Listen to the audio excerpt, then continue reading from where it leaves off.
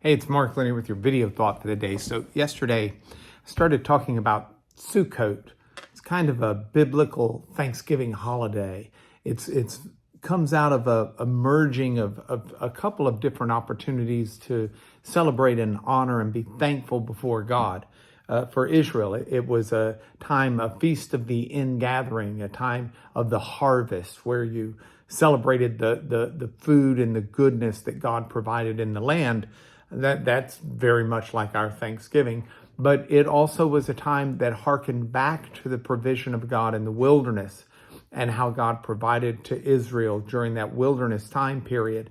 And a combination of those two made it a very special festival. Now, over time, that festival had added to it many different aspects, not only traditions and ideas like we do with our Thanksgiving, for example. I can remember when Becky and I got married, I had Thanksgiving traditions in my family, and she had Thanksgiving traditions in her family. And so we kind of syncretized or melded them together. And you'll find over the centuries and over the millennia, Judaism has done the same with the Sukkot celebration, which has just been earlier this week. But part of those changes aren't simply ones that were brought about through a human experience. Some of them are also changes that happened in the biblical books. And so, for example, there's a minor prophet named Zechariah that I'll be teaching on in a couple of months. And Zechariah talked about the time where Sukkot would not simply be a Jewish holiday, but would be a holiday celebrated by a host of foreign people, in a sense, those that come into the kingdom of God.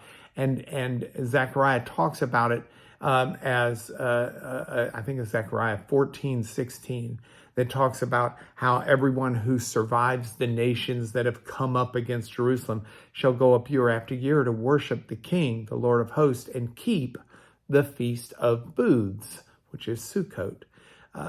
This is a significant note that those of us who didn't make it through the Jewish wilderness coming out of Egypt into the promised land, but rather those of us who've come out of the wanderings of this life into the blessedness of his kingdom of peace will worship and celebrate and be thankful to God for that. That is the Feast of Booths. It's a time of thanksgiving.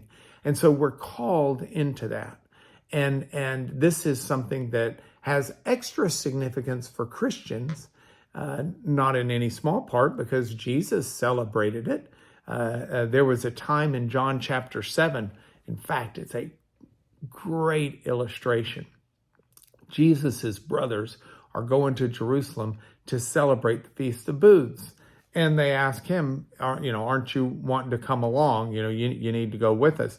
And Jesus said to his brothers, you go on. This isn't the right time for me. Now, Jesus then he goes a little bit later and celebrates the Feast of Booths. But that passage has an incredible turn of two Greek words for time. It's one of the passages you learn reading Greek to learn the difference between these two Greek words.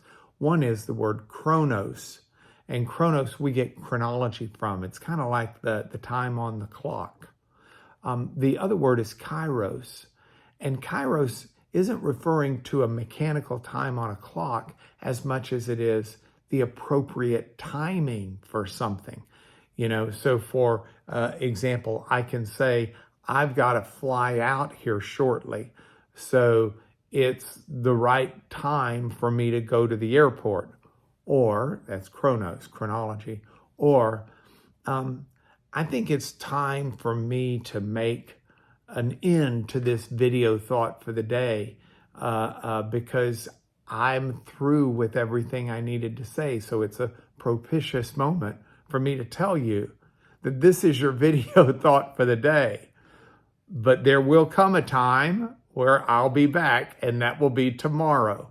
So live each moment right time before God and let everyone in the kingdom of God celebrate the thanksgiving that we have appropriate to our providing God. It's your video thought for the day.